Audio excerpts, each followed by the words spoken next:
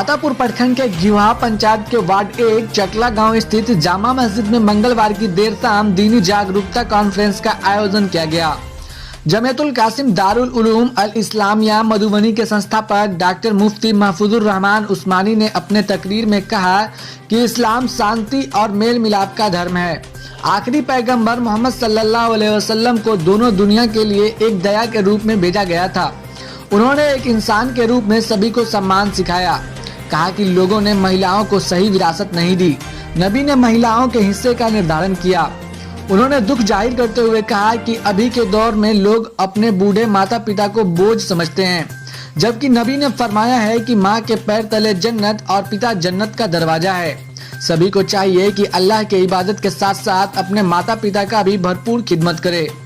उन्होंने कहा कि इस्लाम ने इंसानों के साथ साथ जानवरों के प्रति भी दया और करुणा की आज्ञा दी है।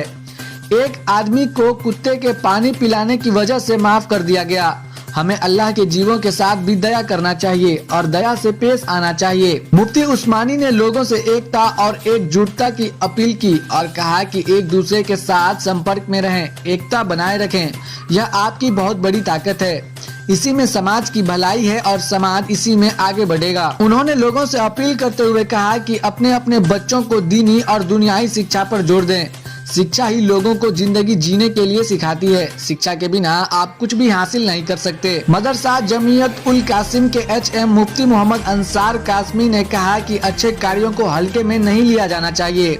जैसे कि रास्ते से दर्दनाक कुछ निकाल कर बहुत मामूली और छोटा काम लगता है, लेकिन इस्लाम ने इस पर जोर दिया है।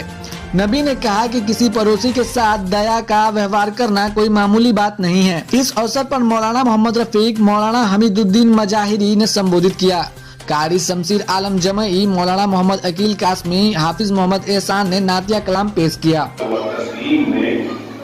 तकरीबन 4000 साल गुज़िश्ता जो बैतुल्लाह बनाया था उसमें 360 बुत रखे हुए थे, जो लात, मनात, उज़्ज़ा और हुब्ल लोग उससे चढ़ावे और नज़्र और नियाज़ मांगते थे। इस अंधेरे में अल्लाह ने मुहम्मदुर रसूलुल्लाह सल्लल्लाहु अलैहि वसल्लम को भेजा। कुरान में मिला दिया ईमानी हालत, गैरत ईमानी, इंसानी जोश, इंसानी वलवला इंसान के जिगर में मौजूद होना चाहिए। तो सब कुछ होता है अगर मुहम्मदुर रसूलुल्लाह और अल्लाह के दीन और अल्लाह के रसूल की शरीयत से हम दूर हैं तो कुछ भी नहीं कर सकते। गैरत ईमानी हमें मानती नहीं है तो इंसान के लिए ये सारे हालात यूं ही खराब होते हैं। मेरे दोस्तों, ये इंसान के हालात और ऐसे हालात जिनमें इंसान जो है अपने भूले हुए सबक को याद करने के लिए आपका ये महबूब जामिअतुल कासिम दारुल उलूम अल इस्लामिया ने ये तय किया, जिस तरह से कंप्यूटर में वायरस लग जाता है, जिस तरह से चेहरा गर्द आलूद हो जाता है, शीशे और मिरर के ऊपर धूल जम जाते हैं तो उसको साफ किया जाता है। इसी तरह से जामिया ने एक प्रोग्राम बनाया कि रबीउल अव्वल की निस्बत पर अपने भाइयों को जगाया जाए, उनके दिल को साफ किया जाए, उनकी फरागतगी को दूर किया जाए। और क्यों नहीं दूर किया जाए कि जब इंसानी जिंदगी, इंसानी हालात, इंसानी चीजें जाओ शतवत उसे खत्म किया जाए और रसूलुल्लाह सल्लल्लाहु अलैहि वसल्लम की एक सिफत थी लोगों को माफ कर दें। आप यकीन जानिए मुहम्मदुर रसूलुल्लाह सल्लल्लाहु अलैहि वसल्लम के चचा हजरत अमीर हमजा रज़ियल्लाहु ताला जिनको कत्ल किया था वहशी ने, और उस वहशी ने जब फतह मक्का हो गया तो भाग गए, लेकिन कहीं सुकून नहीं मिला। लोगों ने कहा चले जाओ, मोहम्मदुर रसूलुल्लाह का दिल बड़ा वसी है, تمہیں معاف کر دیں گے۔ آقا صلی اللہ علیہ وسلم نے فرمایا کہ وحشی تمہارا ایمان قبول ہے لیکن تم میرے سامنے مت آؤ، کیوں کہ تم نے میرے جیسا حضرت امیر حمزہ رضی اللہ تعالیٰ عنہ کا ناک اور کان کاٹا تھا، گردے نکالا تھا، ہار بنایا تھا، تو وہ چیزیں میرے سامنے آ جاتی ہیں، تم میرے سامنے نہ بیٹھو، پیچھے بیٹھو۔ یہ تھے محمد رسول اللہ۔ آج ہمارا حال یہ ہے ہم اپنے بھائیوں کو گلا لگانے کے لیے تیار نہیں ہیں۔ آج ہمارا حال یہ ہے اپنے ماں باپ کی خدمت کرنے کو تیار نہیں ہیں۔ آج ہمارا حال یہ ہے کہ اپنے پڑوسی کا خیال کرنے کے لیے تیار نہیں ہیں۔ دوستو، محمد رسول اللہ صلی اللہ علیہ وسلم پر جب قرآن کی آیت نازل ہوئی کہ لوگوں کہ والدین کی وَقَضَىٰ رَبُّكَ أَلَّا تَعْبُدُوا إِلَّا إِيَّاهُ وَبِالْوَالِدَيْنِ إِحْسَانًا إِمَّا يَبْلُغَنَّ عِندَكَ الْكِبَرَ أَحَدُهُمَا أَوْ كِلَاهُمَا فَلَا تَقُل لَّهُمَا أُفٍّ وَلَا تَنْهَرْهُمَا وَقُل لَّهُمَا قَوْلًا كَرِيمًا وَاخْفِضْ لَهُمَا جَنَاحَ الذُّلِّ وَقُل رَّبِّ ارْحَمْهُمَا كَمَا رَبَّيَانِي صَغِيرًا۔ اے لوگوں، جس طرح سے 5 وقت کی نماز تمہارے اوپر فرض ہے، اسی طرح سے فرض ہے کہ تم اپنی ماں اور باپ کی خدمت کرو، اور اپنی بوڑھی ماں اور بوڑھے باپ کی آواز کے اوپر اپنی آواز کو بلند بھی نہ کرو۔ کل آج تم جوان ہو، تمہاری جوانی تمہاری پنڈلی میں طاقت ہے، تمہاری ہتھیلی جوان ہے، تمہارے جسم میں بوڑھا ہے، لیکن اس بوڑھے باپ نے، اس بوڑھی ماں نے سب کچھ نچوڑ دیا ہے، تب آج تم جوان ہو گئے، سب کچھ دے دیا ہے، تب تم آج اس قابل ہوئے ہو۔ جن ہاتھوں نے تمہیں چلنا سکھایا، جن ہاتھوں نے تمہیں اوڑھنا سکھایا، جن ہاتھوں نے تمہیں کھانا سکھایا، ورنہ کل تم چھوٹے تھے، بستر پر پیشاب کرتے تھے، پیخانہ کرتے تھے، بھوکے تھے، اپنی ماں تم کو اپنے جسم کے خون کو نچوڑ کر دودھ دیتی تھی، اس دن وہ تمہاری ماں تھی، آج تم اسے بڈھی کہتے ہو، بڑھوا کہتے ہو۔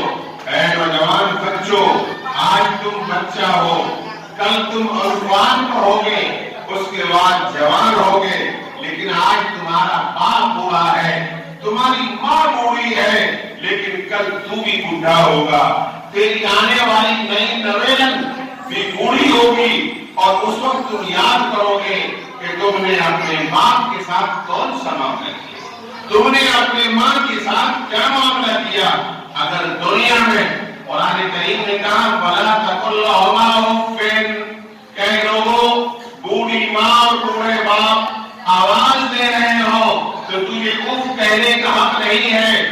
یہ نہیں ہے کہ جاڑے کی ٹھنڈک میں تم اپنے گھروں میں لحاظ سے بچھڑے ہوئے ہو، بیوی کے ساتھ چمٹے ہوئے ہو، تمہاری ماں کرا رہی ہے ٹھنڈ سے، تمہارا باپ کرا رہا ہے، اور تمہیں اس بات کی پرواہ نہیں ہے کہ بوڑھے باپ کے پاس گرم کپڑا ہے یا نہیں، بوڑھی ماں کے پاس گرم کپڑا شال ہے یا نہیں، تم نے اس کا فکر، اس بات کی فکر نہیں کی۔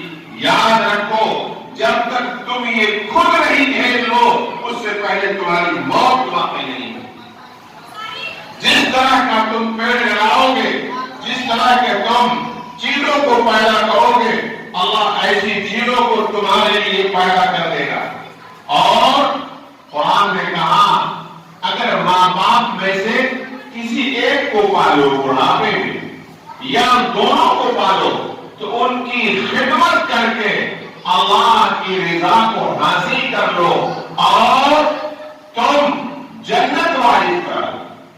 دنیا میں ماں باپ سے بڑا شہر، ماں باپ سے بڑا دعا دینے والا، ماں باپ سے بڑا کوئی باحیثیت کسی بھی انسان کے لیے نہیں ہو سکتا۔ انسان اللہ والوں سے، انسان علماء سے، حفاظ و قرآن سے، دوسرے لوگوں سے دعا کے لیے کہتے ہیں، لوگ یہاں جاتے ہیں اور وہاں جاتے ہیں، اور اس کے گھر میں پارس کا پتھر جو بوڑھی ماں اور بوڑھے باپ کی شکل میں ہے، اور اب اس کے پاس آتی ہے. کیوں کہ اب پیشاب اور پیخانے کا ٹھکانہ نہیں رہتا. کیوں کہ اب وہ بوڑھے ہیں, اب ان کا دماغ کام نہیں کرتا. بچوں, بوڑھے کی عقل اور بچے کی عقل ایک جیسی ہو جاتی ہے, لیکن اللہ تبارک و تعالیٰ دونوں پر اللہ فضل پیدا فرمائے, دونوں پر اللہ اپنی رحمت نصیب فرمائے. حدیث میں آتا ہے صحابی رسول نے سوال کیا, اے اللہ میری ماں لولی تھی, لڑنے تھی, اور میں نے اپنی ماں کو اپنے پیٹھ پر باندھا اور بیت اللہ کی زیارت کرائی, حج کے پورے ارکان پورے کرائے, کیا میں نے اپنی ماں کا حق ادا کر دیا؟ صحابی رسول کہتے کہ اللہ کے رسول صلی اللہ علیہ وسلم نے چہرے انور پھیر لی. ایک شخص آیا, اس نے کہا کہ میری ماں کے جسم سے خون اور پیپ اور مواد نکلتے تھے, اور ہم نے بجائے کابوس کے اپنی زبان سے صاف کیا ہے, کیا میں نے اپنی ماں کا حق ادا کر دیا؟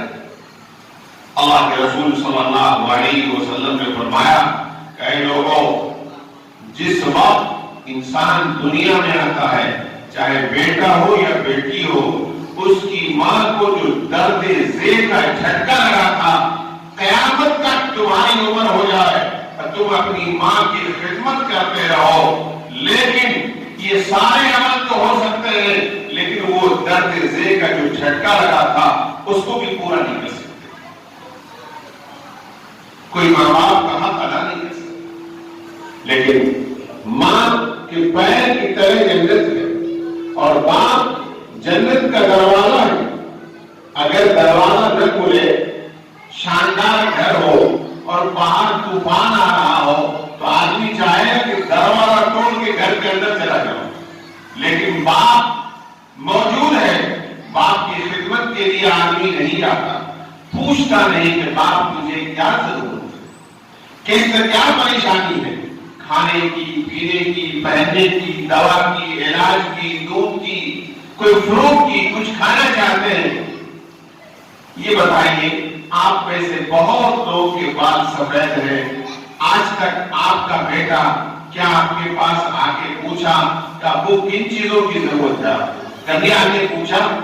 کبھی نہیں پوچھا. اب بیٹا یہ تصور کرتا ہے کہ بھائی, ارے باپ کو کیا پوچھنا, ارے بھائی جیسا پیڑ لگاؤ گے ویسا ہی پھل کھاؤ گے. حدیث میں آتا ہے کہ اگر ماں باپ کافر بھی ہو تو اس کی خدمت تمہارے اوپر واجب ہے. اور ایمان کی بات تو چھوڑی, تو ان حالات میں اسی طرح سے پڑوسی کا حق ہوتا ہے. انسان اپنے گھروں میں اچھا کھانا کھاتا ہے, حدیث میں آتا ہے کہ آپ کھانا اپنے پڑوسی کو بھی بھیجیے.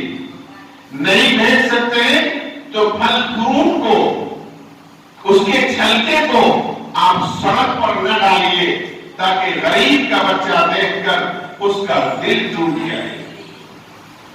شریعت نے اس کا خیال رکھا ہے, لیکن ہم کچھ بڑے لوگ بھی ہیں, کچھ چھوٹے لوگ بھی ہیں, مومن ہیں تو سب برابر ہیں, ہے نا بھائی. کچھ کھیت کھلیان والے بھی ہوں گے, کچھ مزدور قسم بھی ہوں گے. حضرات صحابہ جو غریب قسم کے تھے, انہوں نے کہا یا رسول اللہ مجھے شکایت ہے, کچھ لوگ جن کے پاس مال و دولت ہے وہ ہم سے آگے بڑھ گئے. کہا کیسے؟ کہا یا رسول اللہ ہم بھی نماز پڑھتے ہیں, وہ بھی نماز پڑھتے ہیں. یا رسول اللہ ہم بھی روزہ رکھتے ہیں, وہ بھی روزہ رکھتے ہیں. یا رسول اللہ ہم بھی نیک عمل کرتے ہیں, وہ بھی نیک عمل کرتے ہیں, اس میں تو برابر ہے. لیکن اللہ نے ان کو مال دیا ہے, وہ مال کا صدقہ دے کر کے ہم سے نیکی میں بڑھ جاتے ہیں. یا رسول اللہ, اللہ کے رسول صلی اللہ علیہ وسلم نے فرمایا تمہارے پاس بھی تو راستہ ہے, تم بھی ان راستوں کے اختیار کرو گے تو صدقے کے برابر ہوگا. جناب رسول اللہ صلی اللہ علیہ وسلم نے فرمایا وہ مالدار صحابہ اللہ کے راستے میں صدقہ دے کر کے فضیلت کماتے ہیں. تمہارے پاس یہ ہے, اگر آپ نے الحمدللہ کہہ لیا یہ بھی صدقہ. سبحان اللہ کہہ دیا یہ بھی صدقہ، اللہ اکبر کہہ دیا یہ بھی صدقہ، لا الہ الا اللہ پڑھ لیا یہ بھی صدقہ، اور اگر اپنی بیوی سے وہ اپنے خواہشات کو حلال طریقے سے پورا کر لے یہ بھی صدقہ۔ اے لوگوں، میں آپ سے یہ پوچھنا چاہتا ہوں کتنے ایسے لوگ ہیں جن کو یہ کلمات یاد نہیں ہو؟ ہے کوئی ایسا آدمی جس کو لا الہ الا اللہ یاد نہیں ہوگا، سبحان اللہ یاد نہیں ہوگا، اللہ اکبر یاد نہیں ہوگا؟ پھر کیوں نہیں پڑھتے ہیں لوگوں؟ ہمارے اور آپ کے لیے یہ ہے، جناب رسول اللہ صلی اللہ علیہ وسلم نے فرمایا ہے آپ غریب ہیں تو کوئی حرج نہیں، لیکن اللہ نے آپ کے لیے نیکی کا دروازہ کھولا ہے، آپ پڑھتے جائیے اللہ اکبر اللہ اکبر اللہ اکبر اللہ اکبر لا الہ الا اللہ محمد رسول اللہ، یہ آپ کے لیے نیکی کے دروازے ہیں، یہ ہم اور آپ کریں گے کہ نہیں؟